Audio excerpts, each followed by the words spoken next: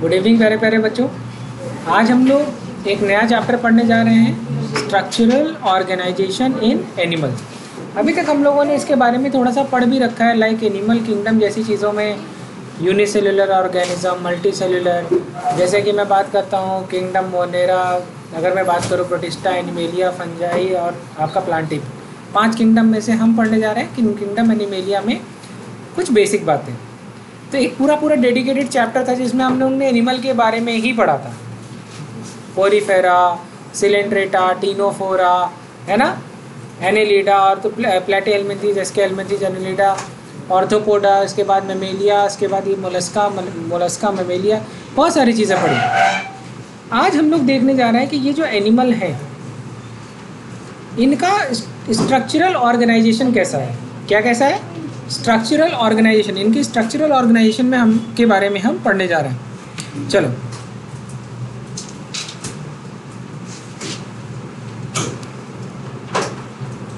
लिखिए, हिस्टोलॉजी या micro anatomy.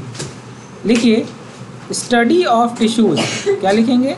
Heading डालेंगे हिस्टोलॉजी या माइक्रो एनाटमी और डैश करके लिखेंगे, खाली कुछ नहीं, that is study of tissues. अब बात आती है टिश्यू किसके बने होते हैं, तो लिखिए made of cells and extra cellular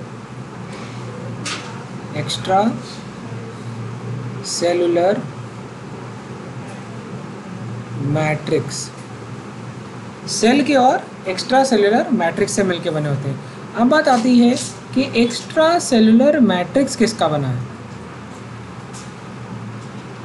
और क्या हर टिश्यू में एक्स्ट्रा सेलुलर मैट्रिक्स का कॉम्पोजिशन और इसकी क्वांटिटी सेम रहती है कि वेरी करती है।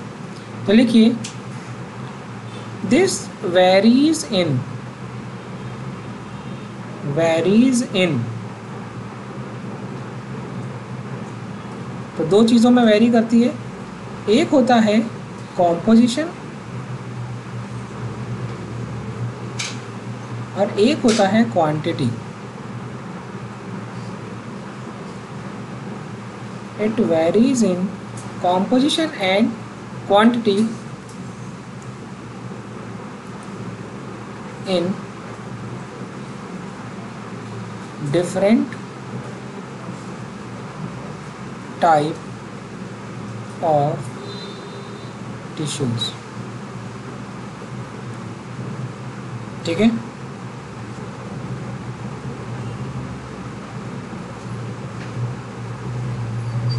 तो अगर मैं आपसे बात करूं ऑर्गेनिज्म की, तो ऑर्गेनिज्म हमको दो वैरायटी में देखने को मिलते हैं। एक होता है यूनिसेलुलर और एक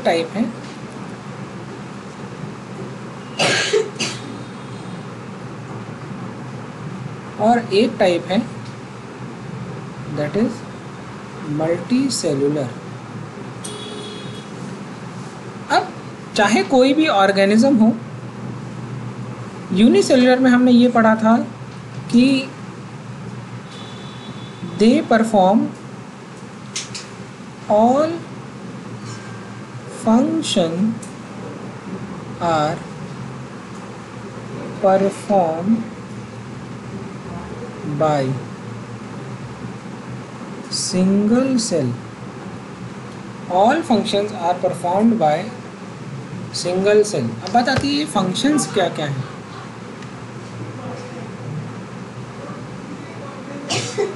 ये फंक्शंस क्या क्या हैं? तो functions like digestion, function like respiration, function like reproduction,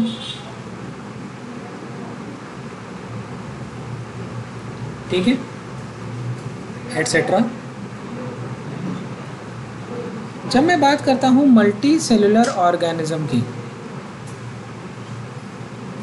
जब मैं बात करता हूँ मल्टी सेलुलर ऑर्गेनिज्म की, तो मल्टी सेलुलर ऑर्गेनिज्म का मतलब है कि भैया इनकी बॉडी कैसी है, complex.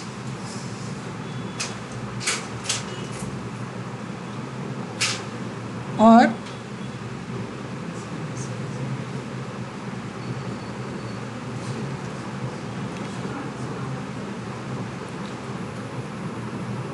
they perform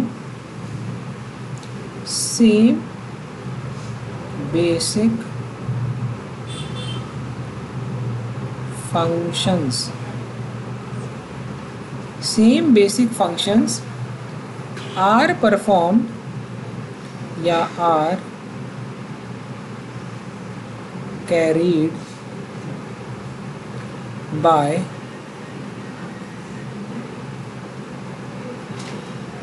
different group of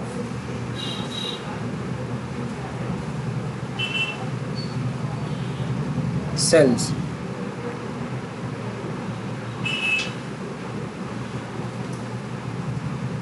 In well organized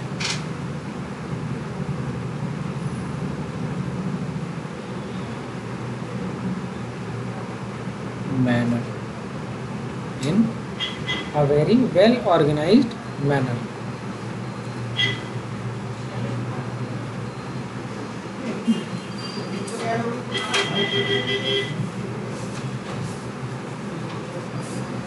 हो गया? चलो अब कुछ एग्जाम्पल डिस्कस करते हैं।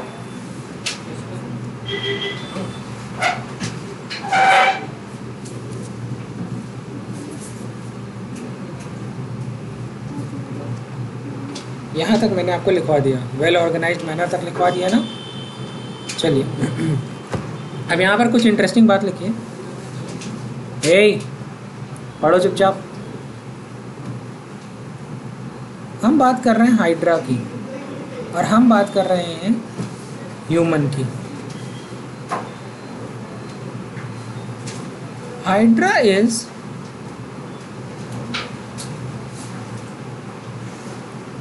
हम बात करेंगे नंबर ऑफ सेल्स की।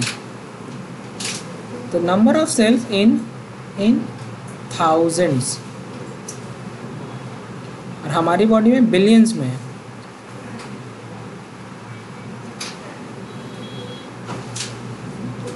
इन बिलियंस। बात समझ में आ रही है? नंबर ऑफ सेल्स किस में है? बिलियंस में है।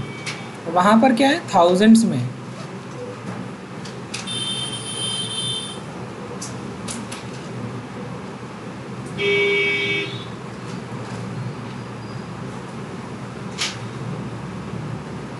अब यहाँ पे एक पॉइंट लिखिए,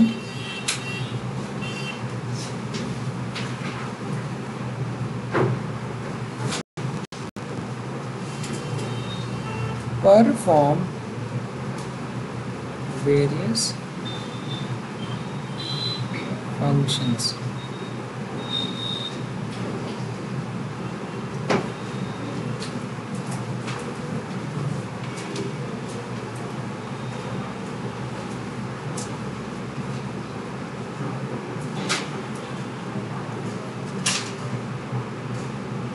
चलिए मैंने आपको पीछे पढ़ाया टिश्यू,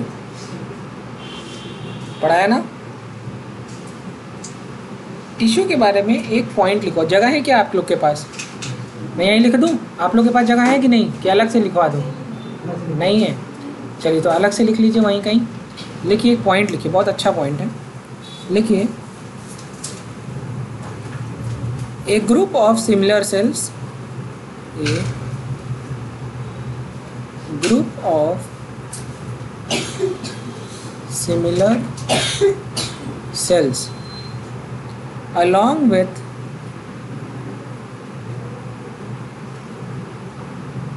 intercellular substances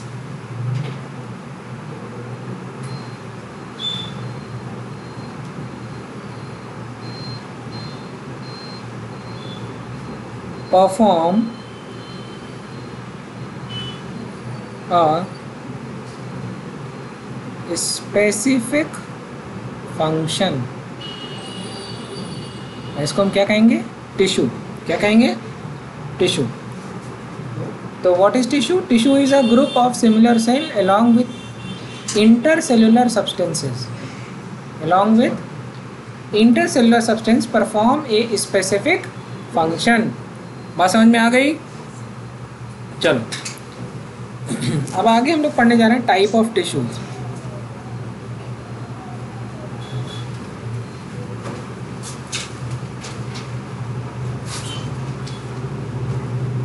ठीक है, तो यही बात जो मैंने यहाँ पर लिखी है वो चीज़ मैंने आपको लिखवाई है, group of cell and cell product arise from the same.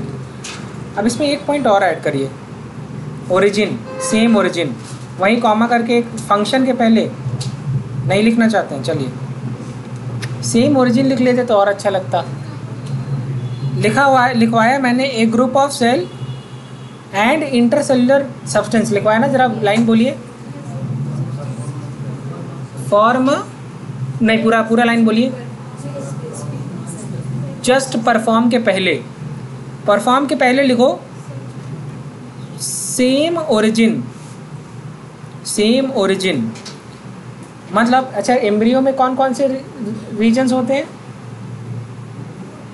किसी भी एम्ब्रियो में 3 लेयर होती है, 3 जर्म लेयर होती है। कौन कौन सी? 3 जर्म लेयर होती है। कौन? एक्टोडर्म, मेसोडर्म और एंडोडर्म। हाँ, एम से मसल, एम से मेसोडर्मल ओरिजिन। क्या मैंने आपको ये लाइन लिखवा दी? ये देखिए, हाँ या ना, जल्दी बोलिए। ये देखिए, लिखवाया कि नहीं लिखवा दिया? बिल्कुल। चलिए देखो, ए कॉम्प्लेक्स एनिमल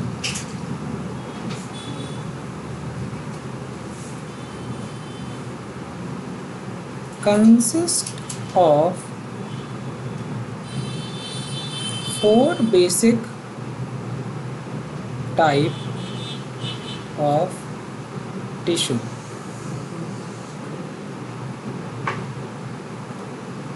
ओके, कितने टाइप की? 4 बेसिक टाइप की टिश्यू। सबसे पहला क्या होगा, आगे लिखवा देते हैं। कौन कौन सी होती है? Epithelial tissue, connective tissue, muscular tissue और न्यूरल टिश्यू। कौन कौन सी? चलो अब यहाँ से लिखो,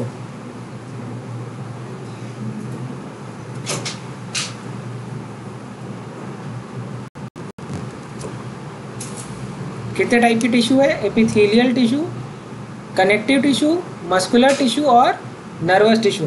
किसी के पास नई वाली एनसीईआरटी है? कोई लाया? देखिए,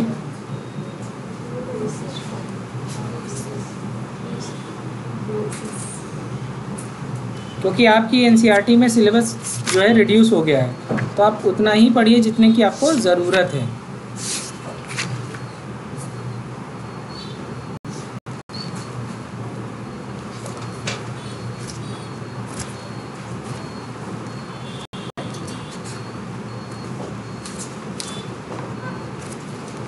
ठीक है, चलिए नोट कर लीजिए।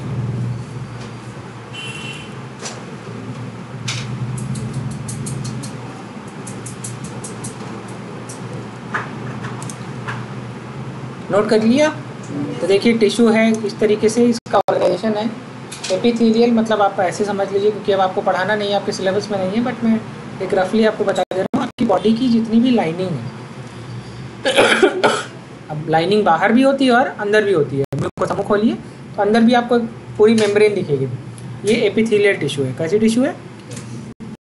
अब इसके बाद आपकी जितनी भी, जैसे ब्लड, जैसे आपका टेंडन, जैसे लिगामेंट, जैसे बोन को बोन से जोड़ने वाला, बोन को मसल से जोड़ने वाला, ठीक है, उसको लिगामेंट कहते हैं, टेंडन कहते हैं, लिगामेंट कहते हैं। और क्या कहते हैं? तो कहेंगे सर इसके अलावा हमारा बोन ही हमारी पूरी बॉडी को कनेक्ट कर रहा है, तो क्या कहेंगे? इन सबको क्या कहते हैं? Connective tissue. और भी तरीके की होती है, डेंस रेगुलर, डेंस इरेगुलर। अब सिलेबस में नहीं है, पता नहीं क्यों नहीं है, बट नहीं है। मस्कुलर टिश्यू, मस्कुलर टिश्यू में 3 तरीके की मस्कुलर टिश्यू होती है। कौन कौन सी होती है, कोई बता पाएगा? स्केलेटल मसल, स्मूथ मसल और कार्डियक मसल। स्केलेटल, स्मूथ और कार्डियक। इसके अलावा आती है बात नर्वस टिश्यू। नर्वस टिश्यू में कौन कौन सी होती है? नर्व्स होती है और न्यूरोग्लायल सेल होती हैं। अभी सिलेबस में नहीं है ना? कितना फैसिनेटिंग है। तो सीधे ही इसको पढ़ने के बाद सीधे हम लोग क्या पढ़ेंगे पता है? ऑर्गन एंड ऑर्गन सिस्टम के बारे में, और उसके तुरंत बाद हम लोग फ्रॉग पढ़ेंगे। ये सब कुछ नहीं पढ़ने वाले हम लोग। तो ना आपको पैनक्रियास की बेसिक्स पता होंगे, ना हेट्रोक्राइन ग्लैंड क्या होती है, ग्लैंड कुछ नहीं पढ़ेंगे, सब बस डिसॉल्व हो गया। चलिए, एक चीज़ मैं जानबूझ के पढ़ाना चाहूँगा, ये आपको आना चाहिए। देखो एक बात समझो, लिखा है कि tissue differ from each other in type and function of their cell, composition and relative amount of matrix. अच्छा, अलग अलग तरीके के सेल है तो सेल का कॉम्पोजिशन भी तो वैरी करेगा। जहाँ फाइबर ज़्यादा चाहिए वहाँ पर ग्राउंड टिश्यू ज़्यादा होंगे, जहाँ कम चाहिए वहाँ नहीं होंगे। ठीक है, वो तो डिपेंड करता है किस लोकेशन की है और क्या काम परफॉर्म कर रही है, राइट? जैसे चेहरे की त्वचा और आपके हाथ वाथ की अलग होती है ना? लड़कों की तो ज़्यादा खतरनाक होती है, लेकिन सच बता, लड़कों की स्किन अच्छी होती है। यही एक रंग हमेशा रहेगा, तुम लोगों का आता है बदलता रहता है हर दिन, हाँ? लड़कों नहीं बदलता। सांप रंग, हम लोग सांप है ही नहीं। नोट करो, नागिन हाँ, गिरगिट हो तुम लोग। हाँ यार, मतलब हम तो डरा दिए तुम। ये नोट करो, जंक्शन ये जानते रहो खाली, ये सब नहीं, इसीलिए तो पढ़ा रहे हैं। हाँ, ये नोट करना है, ये इसलिए अलग से पढ़ा रहे हैं, ये जानते रहिए। एक है टाइट जंक्शन, एक है गैप जंक्शन और एक है डेस्मोसोम। तो देख लिखिए कि जानने के लिए है, आपकी नॉलेज के लिए, there are different type of junction. Junction का क्या मतलब होता है? रेलवेज में भी जंक्शन होता है ना, तो क्या होता है? जहाँ दो लाइंस कनेक्ट होती हैं, मतलब ईस्ट और वेस्ट कनेक्ट हो गया या नॉर्थ और साउथ कनेक्ट हो गया, जिस पॉइंट पे कनेक्ट हुआ, या नॉर्थ और ईस्ट कनेक्ट हो गया, उस ऐसे स्टेशंस को क्या कहते हैं? जंक्शंस। तो इसी तरीके से दो सेल के बीच में जंक्शंस होते हैं। तो जंक्शन तीन तरीके का होता है, टाइट जंक्शन, गैप जंक्शन और तुम्हारा तीसरा बीच वाला क्या है? डेस्मोसोम। ठीक है, या इसी को कहते हैं एडहेरिंग जंक्शन। क्या कहते हैं? Adhering junction. तो टाइट जंक्शन, गैप जंक्शन और एडहेरिंग जंक्शन, दैट इज डेस्मोसोम। ठीक है, क्या आप लोगों ने नोट कर लिया?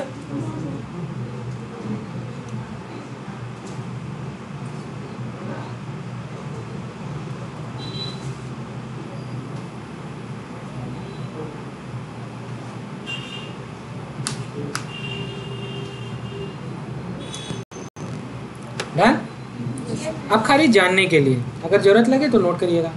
ये देखो, ये दो सेल हैं, दो सेल है, ये एक सेल है और एक सेल ये है, और इस दोनों सेल की दीवार देख रहे हो, और यहाँ पर कुछ स्पेसिफिक ऐसा लग रहा है इस सेल का कुछ इस हरे वाली चीज़ से इधर जा सकता है ना? एकदम चिपकी हुई है सेल। क्या है?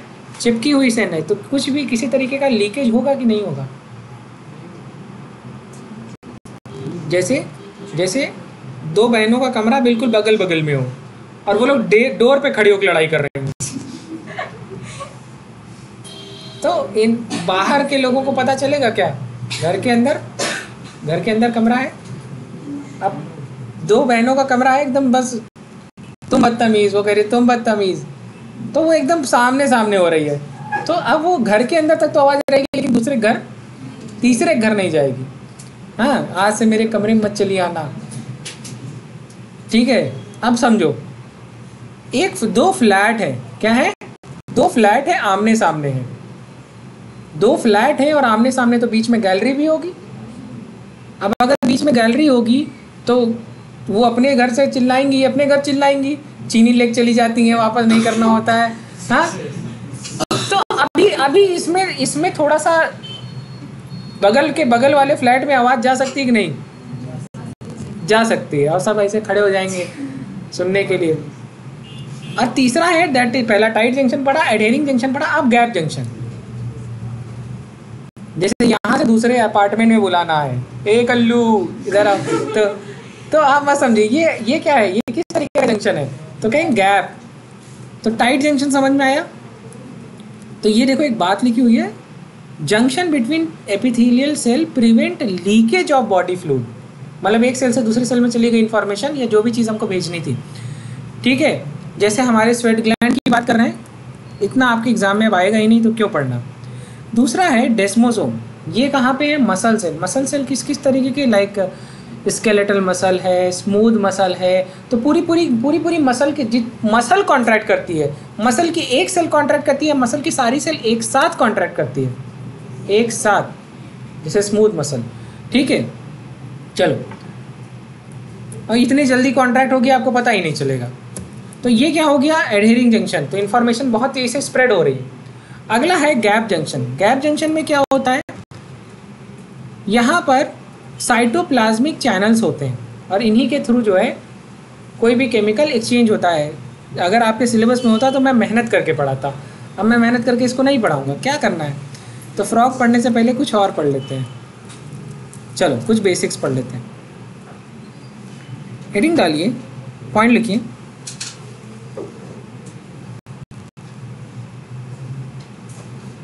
all 4 type of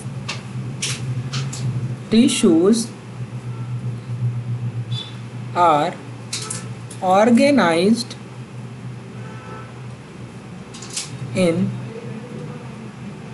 a specific proportion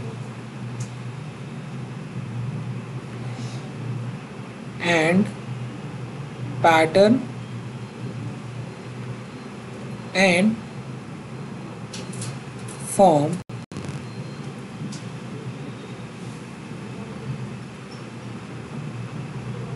an organ। क्या बनाते हैं, ऑर्गन। अब ऑर्गन लाइक आपको पता है ऑर्गन क्या क्या होते हैं बॉडी के, स्टमक, हाँ, लंग, हार्ट एटसेट्रा, है ना। ये तो ऑर्गन की बात हुई, अभी ऑर्गन सिस्टम की बात नहीं हुई। किसकी बात हुई है, तो मतलब वो जो चारों तरीके की टिश्यू होती है, अच्छा किसी भी ऑर्गन में आपका जो किडनी है, किडनी की बात करें, किडनी में क्या आपके रीनल आर्टरी है कि नहीं, रीनल वेन है कि नहीं, ठीक है ना। इसके अलावा किडनी की अपने न्यूरॉन्स होंगे, नर्वस सिस्टम होगा ना, तभी तो किडनी में चोट लगेगी तुमको पता चलेगा, लगता है साला किडनी निकाल लिया, हाँ। तो इसका मतलब क्या है, इसका मतलब क्या है कि यही 4 तरीके की टिश्यू, एपिथेलियल, किडनी के बाहर की जो मेम्ब्रेन है that is made up of epithelial tissue, है ना। किडनी एक सॉफ्ट टिश्यू है, तो जो मस्कुलर पार्ट है दैट इज मस्कुलर टिश्यू का बना होगा। अब वो मस्कुलर टिश्यू स्मूथ मसल होगी, वरना आज तुम किडनी से कह देते किडनी आज पानी नहीं एब्जॉर्ब करूंगी, आज चाहे जो हो जाए मैं आज यूरिन नहीं बनेगी, हाँ, तो पापा अगर फोन नहीं दिलाएंगे तो आज यूरिन नहीं बनेगी। तो ऐसा होता है क्या, नहीं होता ना। इसका मतलब क्या है कि भैया वहाँ पर कुछ तो कंट्रोल बॉडी आपके दिमाग से तो अलग ही है, वरना कुछ भी हो सकता है। तो मसल भी कई तरीके के हो गए, स्मूथ, कार्डियक, और मतलब इसका कुछ भी कोई भी एक पार्ट टाइप, मैं तो कहूँगा मस्कुलर में स्मूथ मसल।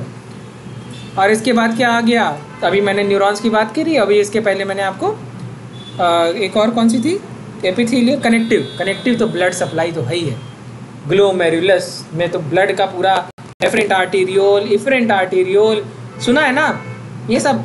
तो ये सब क्या है, तो ब्लड वेसल्स ही हैं, समझ में आ गया। इनका प्रपोर्शन है, मतलब किसी में ज़्यादा, किसी में कम। चलिए अब बात आती है आगे,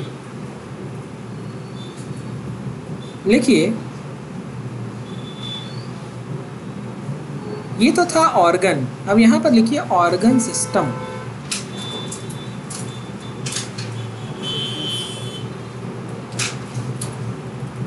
लिखिए when two or more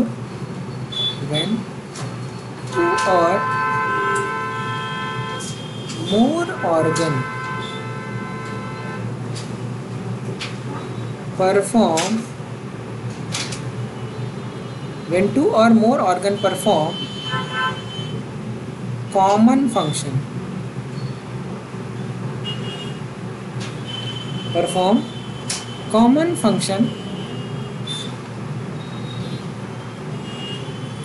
and by the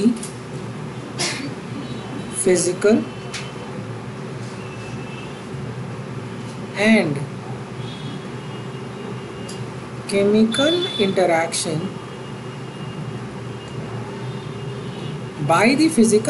chemical interaction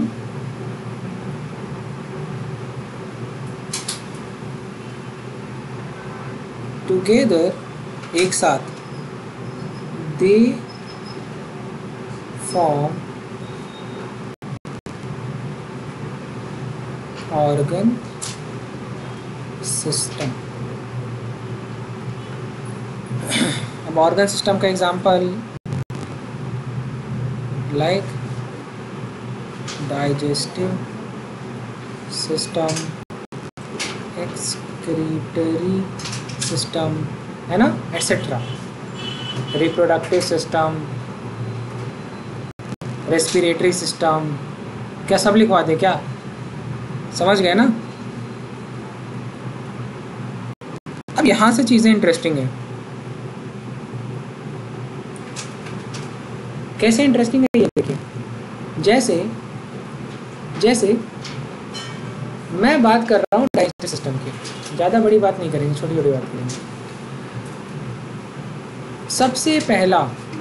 सबसे पहला ऑर्गन जहाँ डाइजेशन शुरू होता है वो है माउथ, बक्कल कैविटी, माउथ। और माउथ पे कार्बोहाइड्रेट मतलब खाने का एक हिस्सा दैट इज कार्बोहाइड्रेट, और उसमें भी कार्बोहाइड्रेट में भी ग्लूकोज, मोस्टली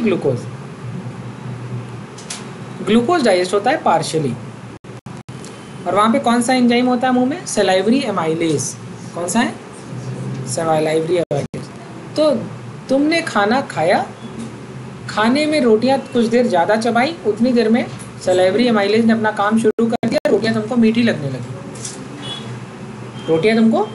लगी। इसका मतलब वो स्टार्च जो है वो डाइजेस्ट होना शुरू हो गया। उसी के कुछ देर बाद वो आधा बहुत हल्का सा 20% ही खाना डाइजेस्ट हुआ था, 20% सिर्फ कार्बोहाइड्रेट, खाना भी नहीं।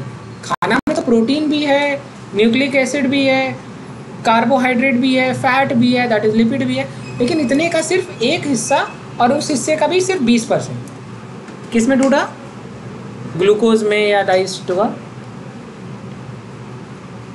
बचा हुआ 80% और पूरा प्रोटीन, पूरा फैट और पूरा न्यूक्लिक एसिड कहाँ आया? ईसोफेगस के थ्रू स्टमक में आ गया। स्टमक का काम क्या है? स्टमक आप सबसे पहले प्रोटीन डाइजेस्ट करेगा, और प्रोटीन को किस में तोड़ेगा? प्रोटीएज और पेप्टोन्स में। पार्शियल डाइजेशन, लेकिन डाइजेशन कर रहा है। कार्बोहाइड्रेट का तो कुछ नहीं करेगा। और लिपिड में, फैट या लिपिड में भी 5-10% लिपिड को क्या करेगा? डाइजेस्ट। लिपिड बहुत थोड़े अमाउंट में करता है। अब उसके बाद खाना गया कहाँ? ड्यूडेनम में, स्मॉल इंटेस्टाइन के ड्यूडेनम में, छोटी आंत के ड्यूडेनम में। ड्यूडेनम में क्या होगा? तो ड्यूडेनम में पैनक्रियास से निकलेगा पैनक्रियाटिक एंजाइम, पैनक्रियोजाइमिन कहते हैं। तो वो क्या करेगा? वो जो है पेप्टोन्स और प्रोटीएज को तोड़ेगा डाईपेप्टाइड में। किस में तोड़ेगा? डाईपेप्टाइड में। तो किसी भी कॉम्प्लेक्स चीज़ को किस में तोड़ेगा? 2 के फॉर्म में, डाई में। किस में? जैसे स्टार्च को तोड़ेगा डाईसेकेराइड में। किस में तोड़ेगा? डाईसेकेराइड में। ऑलिगोसेकेराइड को तोड़ेगा डाईसेकेराइड में। इसी तरीके से जो है इमल्सिफिकेशन, तो उसके तुरंत बाद लिवर। अब ये पैनक्रियाज जो है CCK-PZ नाम का एक एंजाइम होता है, कोलेसिस्टोकाइनिन, वो पेट में जो थोड़ा सा फैट डाइजेस्ट हो रहा था उसी के आगे की बात है। अब जो लिपिड है उसको डाइजेस्ट करने के लिए लीवर क्या करेगा, गॉल ब्लैडर में बाइल जूस डालेगा। अब वो बाइल जूस कहाँ जाएगा, अब कॉमन बाइल डक्ट के थ्रू होते हुए कहाँ आएगा, ड्यूडेनम में। कहाँ आएगा, ड्यूडेनम में। ड्यूडेनम में अब क्या होगा, तो कह रहे ड्यूडेनम में अब फैट को इमल्सिफिकेशन होगा और क्या बनेगा, micelle, simple absorbable form of fat that is micelle, blood में एब्जॉर्ब हो जाए। अब इन सब के बाद अब ड्यूडेनम काम शुरू करेगा, सब कुछ डाई में टूट गया, पॉलीसैकेराइड, पॉलीपेप्टाइड, ठीक है, डीएनए, न्यूक्लिक एसिड, आरएनए, सब किस में टूट गया, डाई फॉर्म। यहाँ पर ड्यूडेनम आएगा सकस इंटेरिकस, ड्यूडेनम में एक रीजन होता है सकस इंटेरिकस, और वो क्या करेगा, तो म्यूकोसा और उसके बाद सब म्यूकोसा, सब म्यूकोसा में एक रीजन होता है, ग्लैंड्स होती है सकस इंटेरिकस, वहाँ से रिलीज होगा। और अब ये क्या करेगा, सारी डाईसैकेराइड, डाईपेप्टाइड को किस में करेगा, मोनोसैकेराइड या अमीनो एसिड में तोड़ करके एकदम सिंपलेस्ट फॉर्म में छोड़ देगा। अब इसको कौन एब्जॉर्ब करेगा, तो कहेंगे लार्ज स्मॉल इंटेस्टीन के बाद, ड्यूडेनम के बाद जेजुनम, इलियम और लार्ज इंटेस्टीन में धीरे धीरे खाना एब्जॉर्ब होगा। ये एब्जॉर्ब होके जा कहाँ रहा है, ब्लड में। कहाँ जा रहा है, ब्लड में।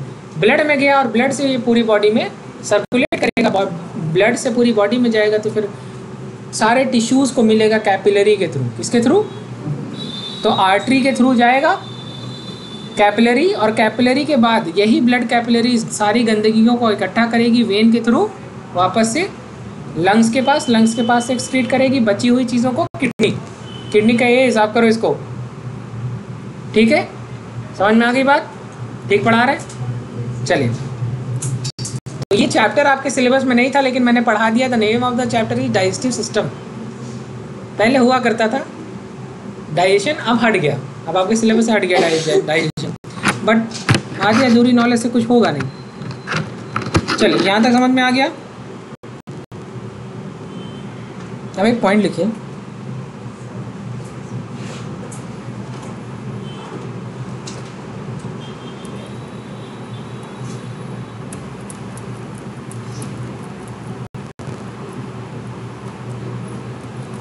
यहाँ लिखिए, यहाँ थोड़ा सा पढ़ा दें। देखिए, चाहे सेल हो, चाहे टिश्यू हो, चाहे ऑर्गन हो, चाहे ऑर्गन सिस्टम हो,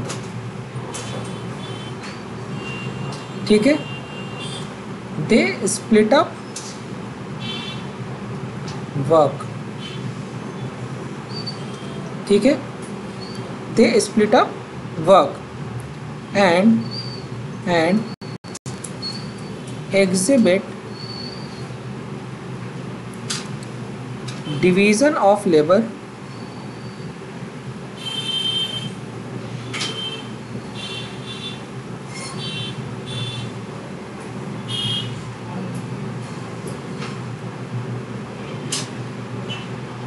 and contribute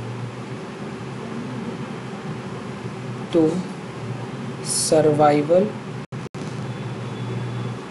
of body as a whole.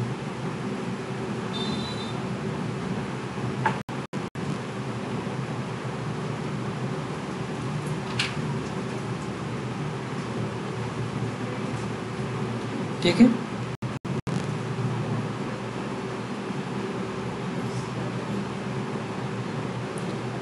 this organization, this type of organization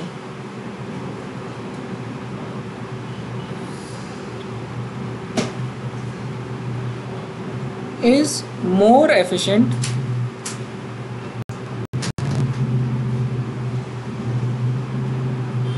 and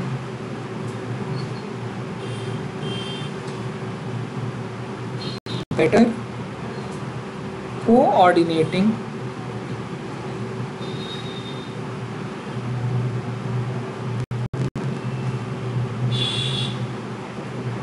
in activities. Okay, in an organism.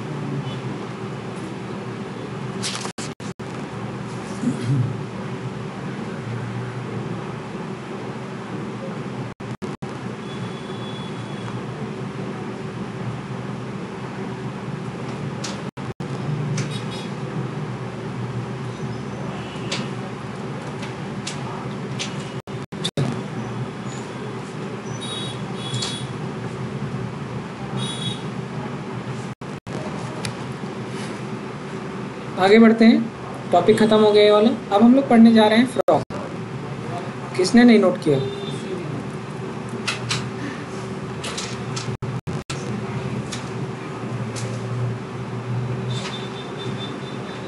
Note हो गया? पूछिए, हमसे पूछ लीजिए। एक्टिविटीज इन एन ऑर्गेनिज्म हो गया? चलो, अब अपन पढ़ने जा रहे हैं फ्रॉग। क्या पढ़ने जा रहे हैं?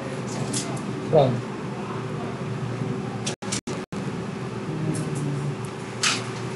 चलो लिखो,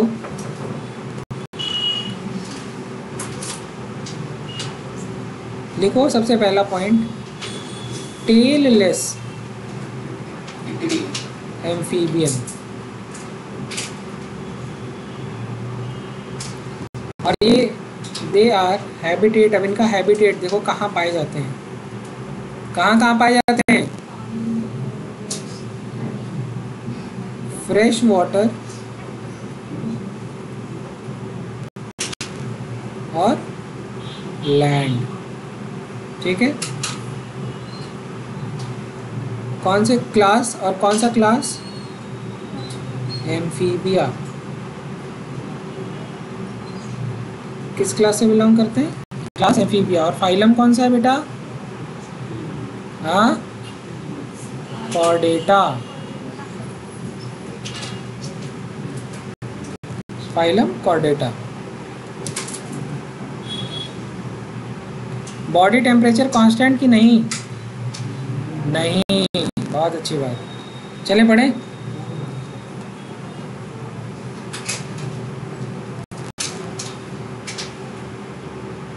मैं आगे बढ़ जाऊं? फ्रॉक तो नहीं बनाने लगे? नहीं बेटा, अपनी फोटो नहीं बनानी।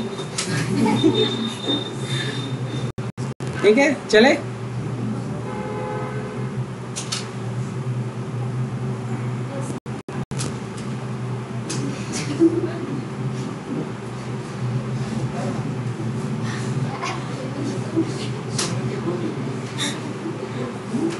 ठीक है,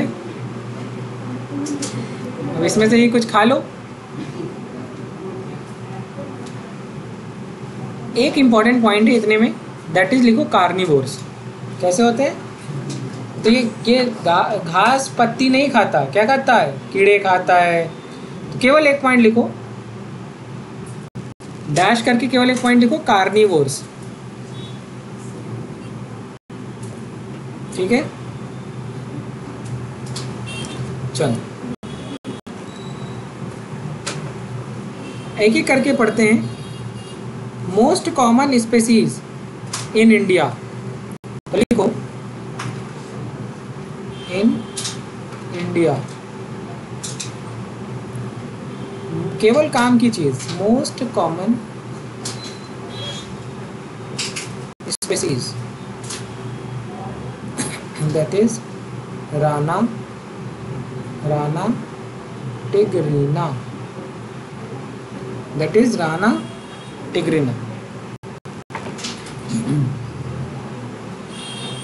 ओके,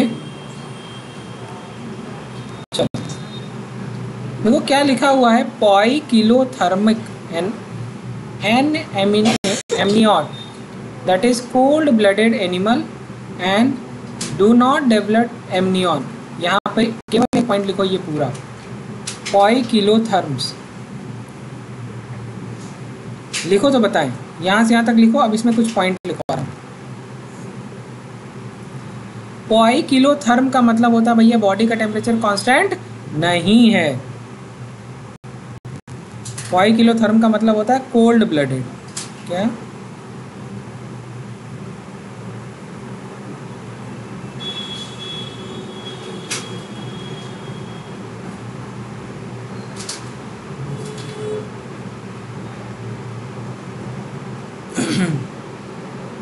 ठीक है, लिखो लिखो,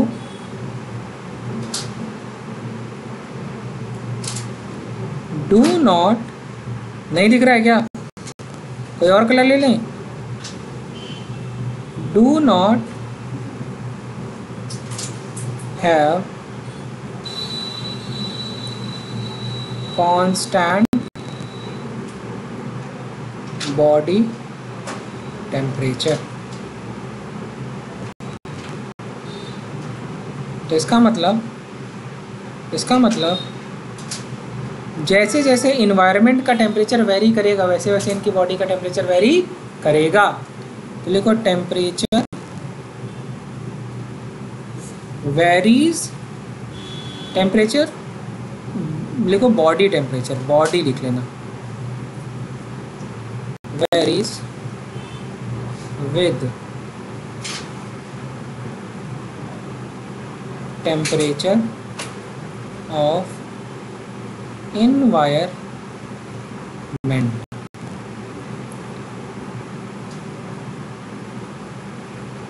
बॉडी का टेम्परेचर, अगर एनवायरनमेंट का टेम्परेचर बदलेगा तो इनकी बॉडी का भी टेम्परेचर बदलेगा। लिखो, इसको नहीं समझ में आ रहा है क्या प्रतीक?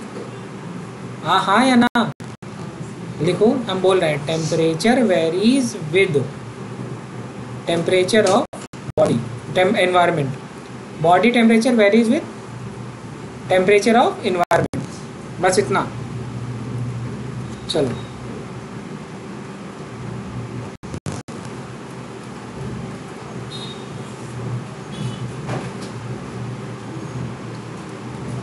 पहले पॉइंट लिखो, देखिए इसके पास जगह है।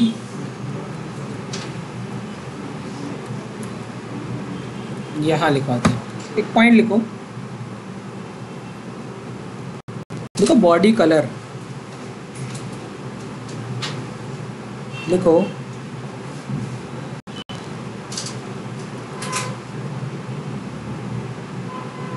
दे चेंज देयर कलर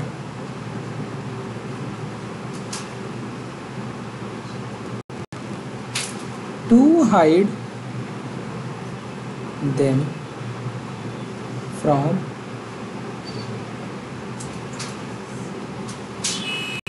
enemies। इसको कहते हैं कैमोफ्लाज।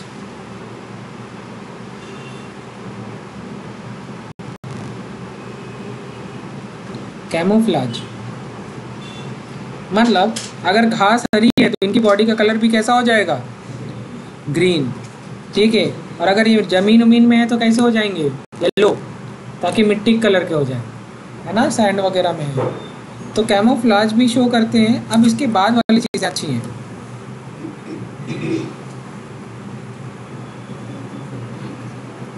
इसी शब्द को कहते हैं, इसी कैमोफ्लाज का ये जो कलरिंग है, देखो प्रोटेक्टिव, ये जो एबिलिटी है कलरिंग,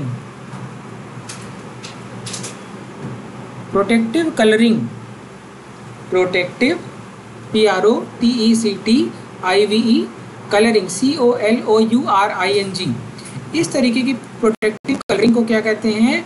तो लिखिए मिमिक्री।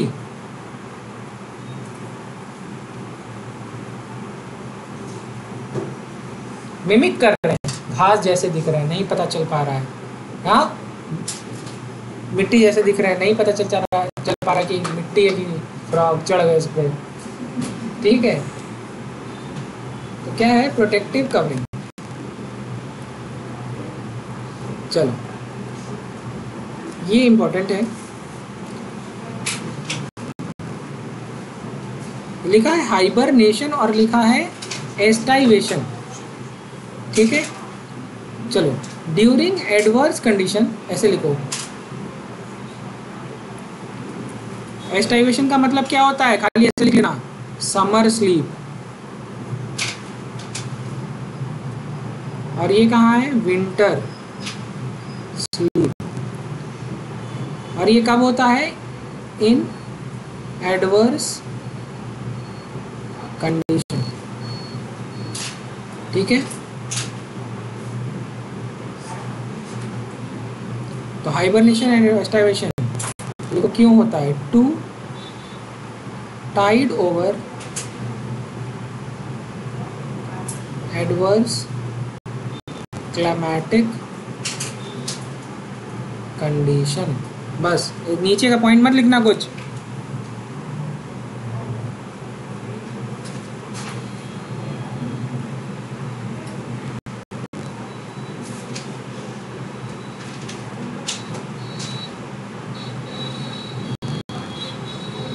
लिखो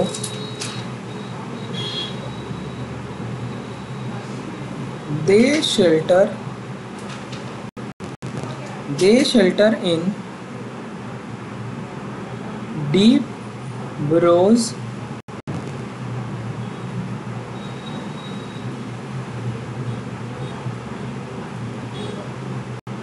ठीक है। और क्यों होते हैं, to tide over adverse climatic condition like hot, extreme hotness, right. Adverse climatic condition क्या है, लाइक एक्सट्रीम हॉट या एक्सट्रीम कोल्ड, है ना। ऐसी ही कंडीशंस क्या हैं, एडवर्स कंडीशन। बात समझ में आ गई, यस और नो। नोट कर लिया, खाली इतना ही नोट करना था, कुछ पूछना है। प्रतीक, शेल्टर SHELTER, वो L लग रहा है ना, तो उसके एक को T बना लो। ये ना डीप ब्यूरोज मतलब गड्ढे खन के। चलिए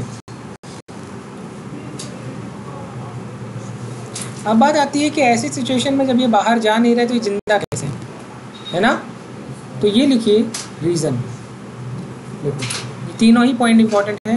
दे slow down their metabolism during this period, they survive on glycogen and fat reserve and perform only cutaneous respiration, मतलब बॉडी की सरफेस से रेस्पिरेशन, स्किन के थ्रू, क्यूटेनियस या स्किन या बॉडी सरफेस।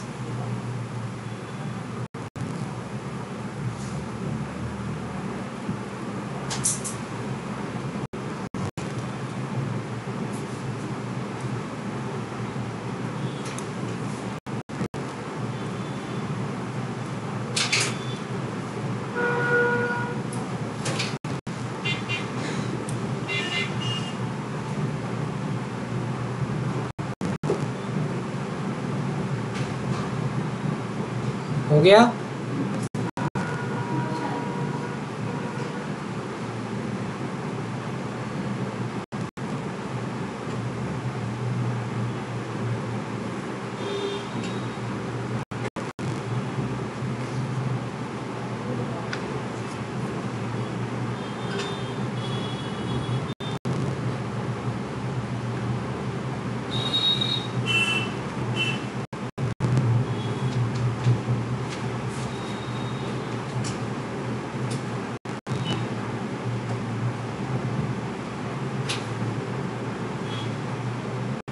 हो गया नोट।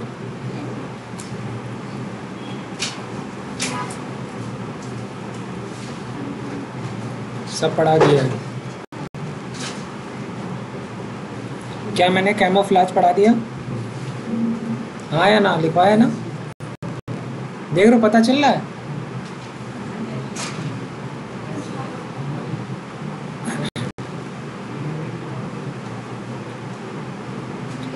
ठीक है,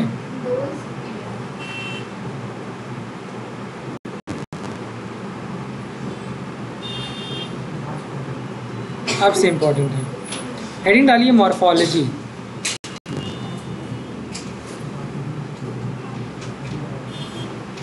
ठीक है, हेडिंग डालिए मॉर्फोलॉजी, और सबसे पहले हम पढ़ेंगे स्किन के बारे में।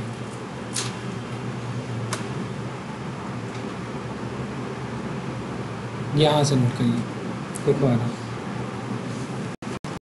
हेडिंग डालिए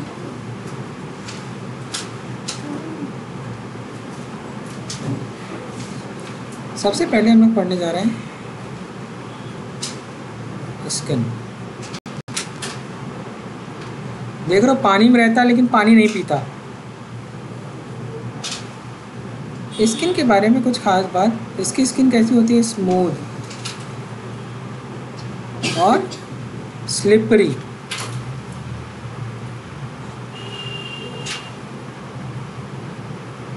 क्यों? ड्यू टू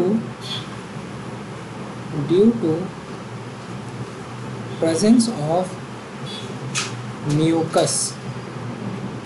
वही म्यूकस जो आप को जब सर्दी हो जाती है, हाँ म्यूकस वही है, बस कंसिस्टेंसी अलग है। हाँ, कभी आप लोगों ने टेस्ट ले लिया हो घी की तरह। चलो आज जो है बड़ा खतरनाक होता है, छोटे बच्चे तो वही घी समझ के खा ले रहे हैं। हाँ, कौन अभी तक खा रहा है? मेरा कजिन, हाँ मेरा छोटा सा कजिन है, वो सोचता है घी कलर का है, खा लो। चलो पढ़ते हैं। देखो अब स्किन जो है, जैसे अपनी स्किन ही देख लो, ऐसे देखो और ऐसे देखो तो ऐसा लगता है ये मेरी ही है। एक तरफ थोड़ा सा मतलब कलर का डिफरेंस आता है। हाँ, अब बात आती है स्किन, अब कौन से साइड है बॉडी का? डॉर्सल साइड या वेंट्रल? बेटा तुम लोग सबको बता दोगे। हाँ, कल को हमारा वो कज़िन बड़ा होगा तो उसके दोस्तों ने अगर ये फुटेज देख ली तो ठीक है। वो इंडिया वाला राणा ट्रिग्रीना लिखे थे कि नहीं? लिखो है, चलो हाँ लिखो। अब डॉर्सल साइड जो है ये कैसा होता है? Olive green and with dark spots. और जो वेंट्रल साइड है, this is uniform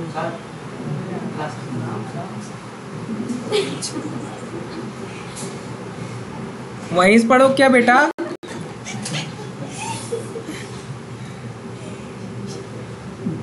uniformly pale yellow. अब एक बात, frog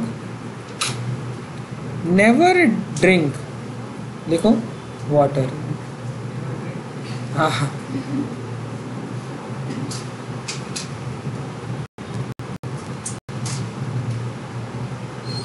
frog never drink water but absorb it through skin, but absorb it through skin। हो गया? अब फ्रॉग की बॉडी के बारे में थोड़ी और बात कर लेते हैं।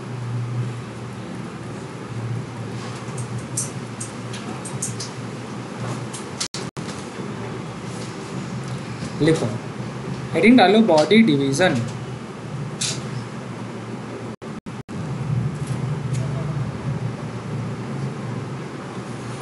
तो किसमें किसमें? Head and trunk. और क्या प्रेजेंट होता है? केवल दो ही में डिवाइड है। और स्टार बना के अलग से कहीं लिख लेने तो पता चला मिला दिए। नेक और टेल एब्सेंट होती है, अलग से लिखना, ठीक है। हम इसी बगल में लिखवा देंगे, पता चला कहे हेड नेक ट्रंक टेल, तो हमने इसीलिए अलग करा दिया। हमने कहा हर प्रजाति हमारे यहाँ पढ़ती है तो सभी प्रजातियों के लिए ध्यान में रख के पढ़ाना पड़ता है। अब लिखो नॉस्ट्रिल, लिखो इट इज प्रेजेंट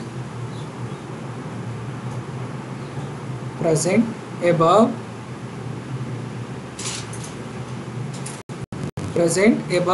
mouth.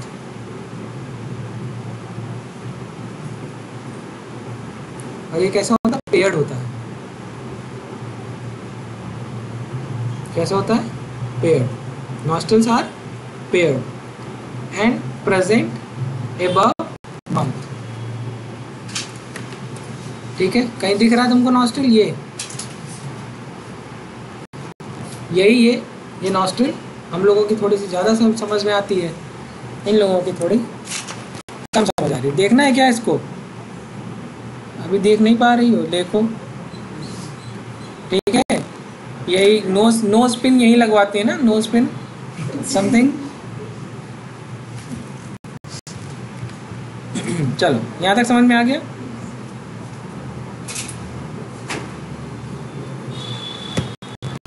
लिखो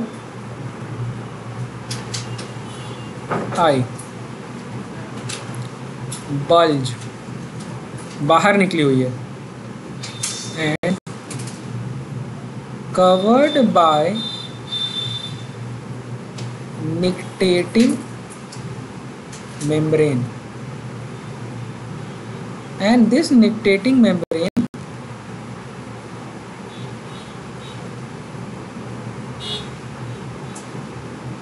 protect them while in water. इसका लिखो year.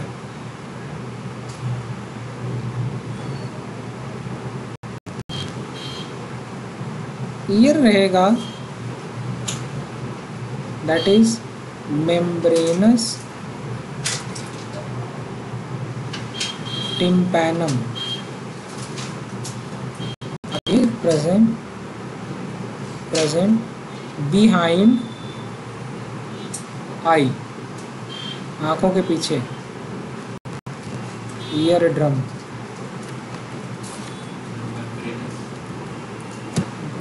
Tympanum, TYMPANUM।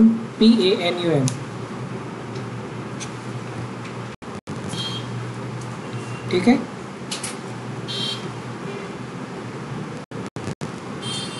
this receives sound signal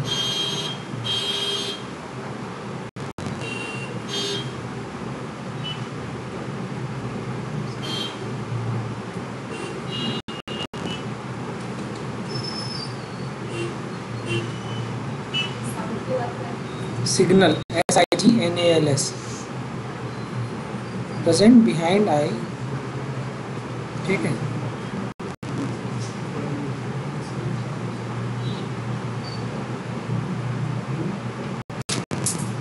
limbs मतलब हाथ पैर, दो तरीके के, फोर लिम्ब और पीछे वाले क्या कहते हैं?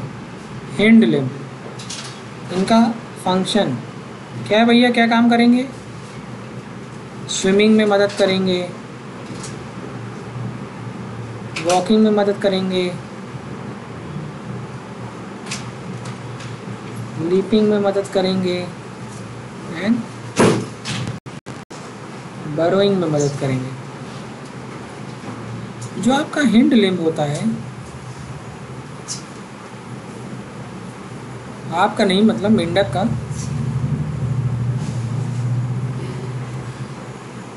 इसमें 5 डिजिट्स होते हैं।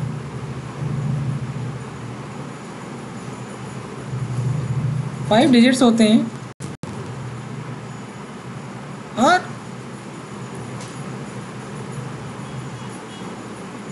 they are larger than 4 limbs, larger and muscular than 4 limbs।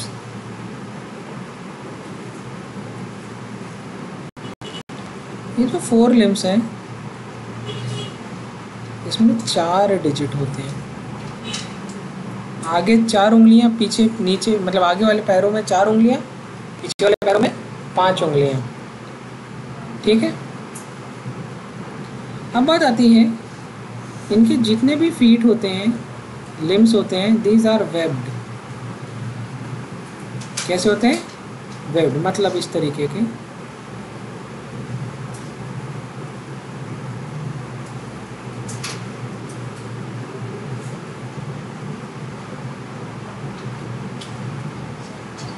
तो ये ऐसे नहीं है, ये पूरा चिपके हुए हैं। क्या है? चिपके हुए हैं। क्यों भैया? क्योंकि इनको स्विमिंग करनी है। तो तुम लोग ने कभी स्विम सूट में देखा है वो जो पैर होते हैं वो कैसे होते हैं? एक जैसा ऐसा पैर होता है। स्विम सूट में जो पैर होता है वो ऐसे होता है, ऐसा पूरा। जबकि हमारी आपकी उंगलियां कैसी होती हैं? ऐसे ऐसे ना। लेकिन यहाँ पे क्या होता है? सब वेब्ड होता है ताकि ज़्यादा सरफेस से जाए। हिंड लिम्ब के 5 डिजिट हैं, लार्जर हैं, मस्कुलर हैं। किससे? 4 लिम्ब से। Then 4 limbs, larger and muscular. किसके नीचे? Webbed, WEBBED। सही में समझ नहीं आता कि तुम लोग बस एक्टिंग करते हो? समझ आता है ना? अभी तुम कंपाउंडर बन रहे, डॉक्टर बनो, डॉक्टर की निगाहों से देखो। ठीक है, यहाँ तक समझ में आ गया?